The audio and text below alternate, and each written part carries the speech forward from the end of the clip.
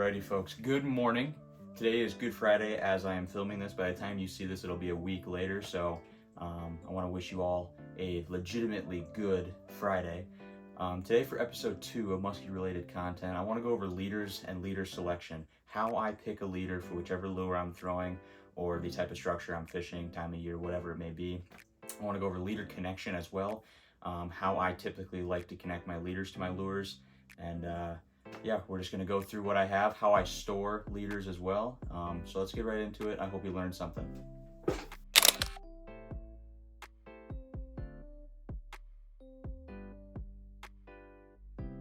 Okay, so I guess the first thing I want to talk about is let's talk about how I store them. So I don't remember where I got this idea. I mean, it's a pretty easy idea to come up with on your own anyways, but I just use these. They are 3/4 of an inch wide with just 3-inch caps on them, pieces of PVC. I just cut them to the lengths I knew I needed, and I got a bunch of them here for all my different sizes, and you know, they work great. They don't look the best, but I mean, they hold all the leaders, they do exactly what they're supposed to, and they just sit in the side of my lakewood when I'm out on the lake. So I got 6 different ones here for all my different sizes. One of them is dedicated to just random leaders that I have that I don't need. They're like the backups of the backups essentially. But I got a bunch of information written on all of them. So like this one is 12-inch or longer jerkbait leaders, or my 6-inch wire leaders, and I got the poundage on them. I've got typically which baits I work with all of them on them as well. So like this one here, this is my 12-inch fluorocarbon tube, and I've got all the baits that I would usually run with it. So suics, jerkbaits, rubber, beavers, and I'll get into talking about all that as well. But that's what I store them all in. They work great, and they were very cost effective. I guess let's get into the first kind of leader. I guess we'll start with the one that I would argue is probably the main leader here. That would be your 9-inch wire. You could say the 6-inch, I guess, could be your main as well. This kind of depends on what you're fishing. I have 6-inch and 9-inch wire, 174-pound single strand. These are actually Doug Wagner's series of leaders here, and I got them all. Every leader I have, even the fluorocarbon ones, they are all connected to a steel welded ring, and I connect them to split rings. So it's a welded ring to split ring connection. No snaps. I do have one leader on here that I'll talk about that is a snap. I don't use it too often, but I am welded ring to split ring the whole way. I don't really have a reason to be against snaps. I can't say I've ever had one fail on me. I like that more simplistic connection, just ring to ring, and there's nothing bent there. Like a normal snap has a bent piece that over time that will get worn out. So with the split ring to the welded ring, that just isn't a concern for me. Like I said, 9-inch wire, I'm using this for all of my bucktails, all of my bigger bucktails. Typically I like to try to match the leader to the length of bucktail, but on my main bucktail rod, I have a 9-inch wire leader, this exact leader, tied on at all times, just because most of my bucktails are around that length, and typically I'm fishing cover that I feel like warrants a slightly bigger leader. If it's springtime, maybe I'll run the 6-inch. 6-inch is still plenty long. If you can get away with the 6-inch, do it, because technically that means that your figure 8s are going to be theoretically a little wider, a little more efficient. So if you can get away with the 6-inch, go with the 6-inch. The 6-inch one works great, but if I know I'm fishing like heavy rocks or very, we'll call it sharp cover, stuff that might affect the bait or the bait might be running into a lot, I'm gonna run that longer leader in those cases. Yeah, aside from bucktails, if you're allowed to get away with it, you could use them for top water, maybe huge glides, like this leader here. I don't know if you're even able to tell if I hold it up next to the 9-inch one here. So this is the 9-inch one, 174-pound. This is also a single strand wire, but this one is just going off how it looks, like double the thickness of that 174-pound 9-inch. This one would be your massive jerkbait leader. A lot of guys actually have been running fluorocarbon for jerkbaits or like dive and rise style baits. It's all personal preference at the end of it. All of this is totally personal preference. But with a topwater lure, jerkbaits, you know, big topwater whopper ploppers, that style of lure, when you're fishing them, usually when a fish hits that bait's not moving. It's just there. So that fish has all the time in the world to come up from below it and just obliterate it. And that's kind of the thought process behind really big, thick steel wire leaders like that for them. And if you're fishing a dive and rise, a bait that's going straight consistently, it's not going side to side, the big wire ones work because they're not going to get in the way then. And they work better for that reason. If you're fishing like a jerkbait that's, you know, got the walk the dog style action to it, like a big glide, I guess, essentially. If you're fishing fluorocarbon and it's going side to side like that, the fluorocarbon obviously bends more. There's a higher chance of it wrapping itself around the lure and the hooks, and then that cast is kind of ruined at that point. Steel obviously stays in place, so even the sideways ones, the steel usually stays out of the way pretty good. And for those baits that are moving slower and give those fish time to just size them up and hit them exactly where they want, it makes sense to want a heavier leader there, because those baits are going to get hit harder. They're going to want a stronger connection between the lure there. So to recap, 9-inch wire, only leader I run for bucktails. That's the main lure I use them with as well. The 9-inch and the 6-inch, if you can get away with 6, use 6. It doesn't have to be the same length as the bucktail. That's just kind of something I kind of follow.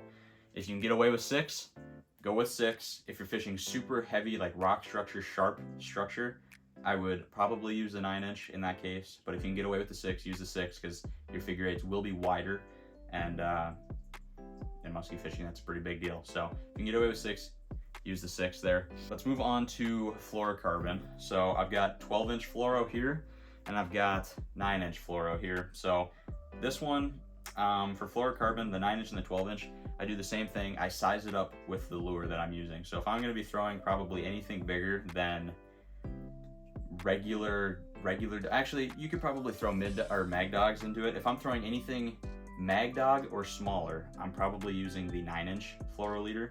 Unless it's late fall and fish are aggressive and they're hammering bigger baits, or hammering all baits, I should say, then maybe I'll use the 12-inch fluoro. But what I use fluorocarbon for are all my pull pause stuff, everything that you are, you know, ripping up and letting sink down, and then ripping up and letting sink down, that kind of thing. So all rubber, all my bulldogs, like I said, all of my Medusas. I'll throw them with swim baits too. You probably don't have to use them with things like Poseidons or swimming dogs, because most of the time that's a steady retrieve kind of thing. So you could use wider there if you wanted to, depending on how you're retrieving those baits. For me, I like working even those baits. I try not to have just a consistent retrieval rate on those. I like ripping them up, moving them around, doing whatever I want with them, kind of giving them a different action. In that case, the fluorocarbon's nice, because if you're ripping it, the fluorocarbon kind of lets that bait do its thing a little more. And if it were to get tangled up, with fluorocarbon, you have a higher chance of it untangling itself at the same time. So it's kind of like a cancel out effect. That's what's nice about fluorocarbon in that case. But yeah, it kind of lets the bait move around a little more, and I think that's a big reason to use it for pull pause stuff. But so like I said, I'll run the 9-inch for those size baits. I'll run the 12-inch for anything bigger than mag dogs. So this will be your husky deuces and up, your you know, alpha dogs if you're throwing those, your magnum monster swimming dogs if you're throwing them. That's what that is. This 12-inch leader is on my 500 Trank setup all the time with my extra heavy predator. That's just what I leave on it. You can totally use this for your smaller ones. I mean, if you wanted to throw with like this with like a mid deuce or something, you totally can. It's all, like I said, it's all personal preference really. The smaller the leader, theoretically, the wider your figure 8 will be, as I've said with the bucktails and the wire leaders. With rubber, it doesn't really matter, because you're not figure 8ing the same as you would with a bucktail. With a bucktail, it's one motion the whole time. I mean, you're changing speeds and stuff, but for the most part, it's just consistent motion. With rubber, you're kind of like ripping it around. In the figure 8, you're ripping it around, swinging it out wider, and then doing a bunch of different things with it. So in that case, leader length doesn't really matter, because it's not just like a consistent reaching wide kind of thing. You're kind of ripping it along the edges and doing things like that with it. So then in that case, leader length doesn't really matter. Alrighty, so let's go over connections a little more. I mentioned the welded ring to split ring setup. So every bait behind me has a split ring on it. And so all I do is I got my split ring pliers, get a hold of the split ring.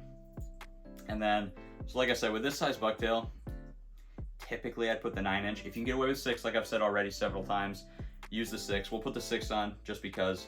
And all we do, we get it started on that welded ring, twist it on. Pretty simple process. I think some people shy away from this idea of a connection because they have to deal with the split ring pliers and they have to fiddle with it maybe a little longer than they would with a snap. In my opinion, it's totally worth it. So that's what the connection there looks like. Nice and simple, super streamlined, don't have to worry about anything really going wrong with it. I mean, obviously it's possible for all the hardware to fail, but that's really all, that's how I would run this. So this is a pretty compact system for the most part. Like I said, 6 inches is a little short for this length lure in my opinion. I would typically run one, I'd probably run the 9 in this case. That's all there is to the connection. It's a really simple process. In my opinion, that extra 2.5 seconds that you spend using a split ring pliers to get the leader attached is totally worth it in my opinion. And of course the process is the exact same for the rubber, just twist it on the exact same way. And as I've said, length kind of depends on the size of the lure in my opinion anyways. Other than that, that's really all there is to it for leaders. I don't think there's something that you have to overthink. I think they're actually pretty simple. I ordered like 4 of each of all the leaders that I showed you guys today. One of them did go bad when I that fish I mentioned in last week's video, the one I caught out on Lake Independence, the 42 incher, the one that the bait was absolutely destroyed. The leader did get destroyed on that one. It was all just wrapped in the net. The whole thing was a mess. So that leader did get cut. But other than that, haven't had anything fail on me, truly fail on me. You know, they last forever. It's kind of, it's in a way a one purchase kind of thing. Like if you buy enough of them, like I said, I bought 4 of each. I still have all of them except that one. And there's nothing wrong with them. The wire hasn't bent. Like I said, all the connections are good. That welded ring's good. The swivel's good. Everything about them is totally good. This is all of these ones that I showed you here, except this big one with the stay lock snap on it. They're all Doug Wagner's line, and they're all pretty affordable, really, for what they are. I ordered them all off of Leaders and Lures, and yeah, one order, got them all. You will have to invest in a bunch of split rings, though. If you decide to change from like a snap to these welded rings, you will have to invest in a load of split rings, depending on how many baits you have, of course. So I should mention that I use size 4 predominantly, the split ring size 4 for almost all of my lures, except for like the Alpha Dog and the 2-pounder and the Monster Magnum Swimming Dog or whatever that one's called. Then I think I had to go up to like 5s or 6s to get it to actually go around the hook eyelet on it, or the line eyelet, I guess you'd call it, on top of the bait. I guess depending on bait size, you might have to change, but otherwise almost every single lure I have behind me, aside from those giant ones, all size 4 or 5, kind of up to you. That's what I run. But yeah, other than that, I hope you got some value out of it. Leaders are kind of fun to talk about. It's kind of one of those topics that, you know, really you can do whatever you want with them. Some guys don't run fluorocarbon at all. They don't trust it. Some guys now only run fluorocarbon. It's definitely a to each your own kind of thing, and that's all of fishing for you, and all of archery too, I suppose. So, but yeah, that's all I wanted to talk about today. I hope you got some value out of it, like I said. And I'm not sure when the next musky fishing related video will be. I'm trying to film as many of them as I can now while I'm home. So then in the weeks that follow, it's not just archery content for the next month. But I hope you've enjoyed everything you've seen so far, and that's all I got for you. Have a good evening, folks.